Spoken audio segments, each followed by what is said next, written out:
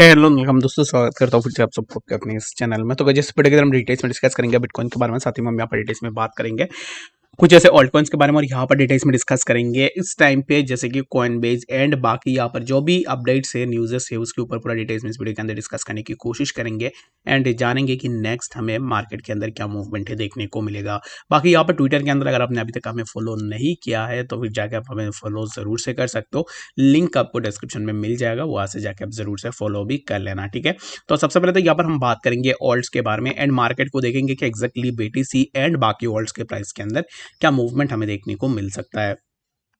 यहाँ पर अगर आप देखोगे तो हमें यहाँ पर मार्केट के अंदर जितने भी ऑल्ट से हर एक मेजर ऑल्ट के प्राइस के अंदर हमें ड्रॉप डाउन देखने को मिल रहा है, ठीक है।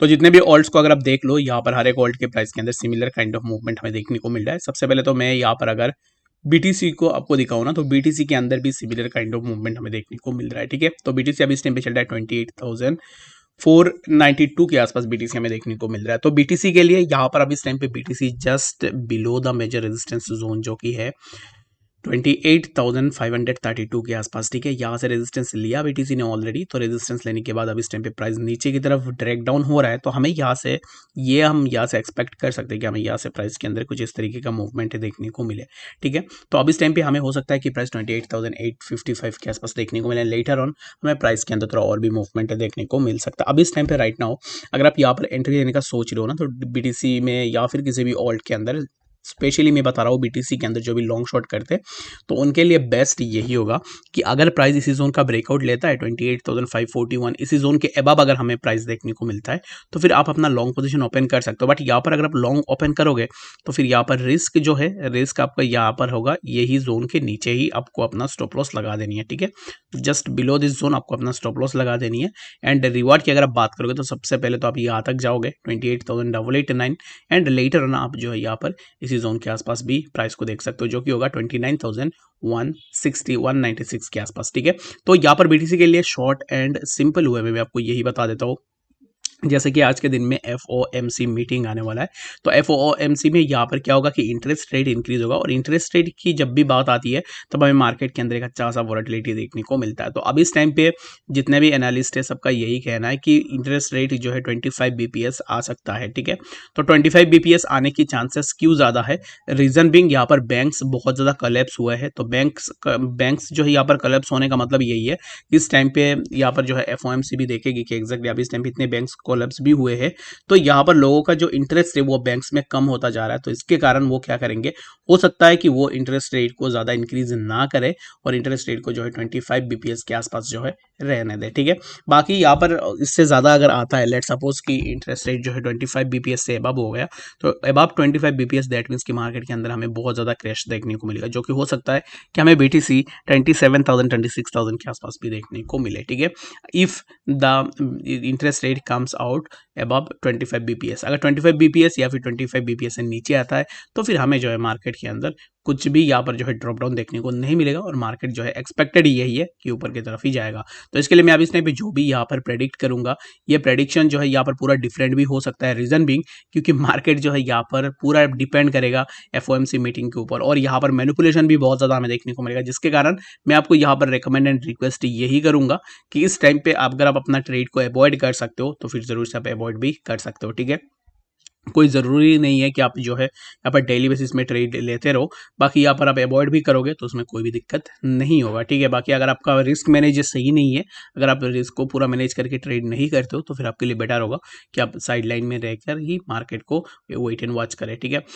तो इस टाइम पे जैसे कि आपने देखा होगा कि कल भी मैंने शेयर किया था कि कॉइनबेस के ऊपर अब इस टाइम पे बहुत सारे एलिगेशंस लग रहे हैं कि कॉइनबेस CEO बोर्ड मेंबर से सूड फॉर एलिजेड इनसाइडर ट्रेडिंग। तो इनसाइडर ट्रेडिंग क्या होता है कि एग्जैक्टली आपको मान लो कि आपके पास अपना एक्सचेंज है, तो उस एक्सचेंज के अकॉर्डिंग आप तो देख पा रहे हो कि एग्जैक्टली कहाँ पर लॉन्ग कॉल ज़्यादा लगा हुआ है, कहाँ पर शॉर्ट कॉल ज़्यादा लगा हुआ है, तो उसके अकॉर्डिंग जो है आप ज़्यादा पैसे लगा के मार्केट को मैनिपुलेट कर सकते हो। तो यहाँ पर ये हर एक एक्सचेंज करती होगी, I don't know, I don't want to comment on this, but यहाँ पर हर एक एक्सचेंज सिमिलर काइंड ऑफ चीज़ें करती होगी, क्योंकि यहाँ पर इन लोगों के पास इतने पैसे हैं, तो ऐसा तो नहीं हो जाएगा कि एग्जैक्टली जो भी वो ट्रेड ले रहे हैं उसके अंदर उनका प्रॉफिट ही हो रहा है, ठीक है। तो कॉइनबेस का जो CEO है उनके ऊपर एंड उनके मेंबर्स के ऊपर जो है यहाँ पर किसी ने केस कर दिया है। क्यों? क्योंकि केस इसलिए किया है कि उन्होंने इनसाइडर ट्रेडिंग किया है। तो इनसाइडर ट्रेडिंग करना is illegal in all over the world. अगर कोई भी इनसाइडर कोई भी न्यूज़ लेके ट्रेड करता है, दैट मीन्स कि यहाँ पर जो है उसके ऊपर कोई भी लीगल एक्शंस लिए जा सकते हैं। तो कॉइनबेस के ऊपर भी सिमिलर काइंड ऑफ चीज़ें हो सकता है।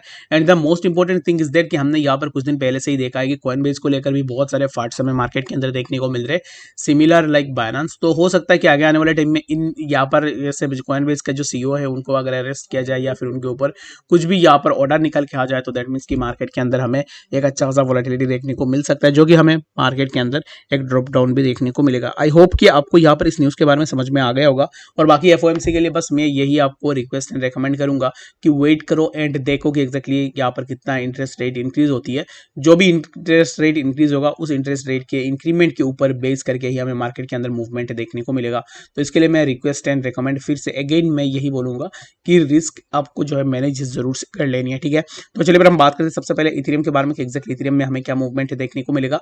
और इथेरियम की अगर आप बात करोगे ना, तो इथेरियम के अंदर ऑलरेडी हमने यहाँ पर एक अच्छा खासा हमें मूवमेंट प्रीवियसली भी देखने को मिला है। लाइक इथेरियम जब भी यहाँ पर इथेरियम के अंदर हमें मूवमेंट देखने को मिला, लाइक यहाँ पर अभी इस टाइम पे अगर आप देखोगे तो इथेरियम में हमें 1859 के आसपास जो हमें यहाँ पर इथेरियम के प्राइस देखने को मिल रहा है। तो इथेरियम ऑलरेडी इसी जोन को जाके रिटेस्ट करने की कोशिश कर रहा था, बट यहाँ से जो है फेल हुआ है, इसी जोन को रिटेस्ट नहीं कर पाया। तो अब इस टाइम पे इथेरियम जो है हमें यहाँ पर ओवरऑल अगर आप देखोगे तो इथेरियम जो है यहाँ से और भी थोड़ा नीचे आ सकता है, जो कि हमें प्राइस समवेयर अराउंड इसी जोन के आसपास 1818 के आसपास जो है हम यहाँ पर अब इस टाइम पे एक्सपेक्ट कर सकते हैं कि हमें इथेरियम इसी जोन के आसपास देखने को मिले। और यहाँ पर the next most important thing is that कि अगर आप इथेरियम में एंट्री ले रहे हो या फिर किसी भी ऑल्ट के अंदर एंट्री ले रहे हो, डजंट मैटर कि किस में ले रहे हो, तो इथेरियम के लिए ना स्पेशली मैं यही बोलूंगा कि इथेरियम अब इस टाइम पे जब आपको इसी जोन से ब्रेकआउट दे दे, इथेरियम अब इस टाइम पे जब प्राइस चल रहा है यहाँ से इसी जोन का अगर ब्रेकआउट दे दे, ब्रेकआउट होने के बाद प्राइस यहाँ पर अगर रिटेस्ट लेता है, तो इसी रिटेस्ट पे अगर आप अपना एंट्री ले रहे हो तो फिर यहाँ पर आप ज्यादा बेनिफिटेड रहोगे as compare to taking entry in this zone. अब इस टाइम पे जहाँ पर प्राइस चल रहा है इस जोन के आसपास अगर आप एंट्री ले रहे हो, तो फिर यहाँ से प्रॉफिट भी हो सकता है, लॉस भी हो सकता है। तो बेटर यही है, मैं आपको यहाँ पर रेकमेंड यही करूंगा कि वेट करो ब्रेकआउट ऑफ दिस जोन। अगर यहाँ से ब्रेकआउट होता है दैट मीन्स कि रिटेस्ट होने के बाद प्राइस रॉकेट की तरह ऊपर जरूर से जा सकता है। बाकी इस वीडियो के लिए फिलहाल इतनी आशा करता हूं वीडियो की तरफ डिटेल्स में सब बातें समझ में आ गई होगी।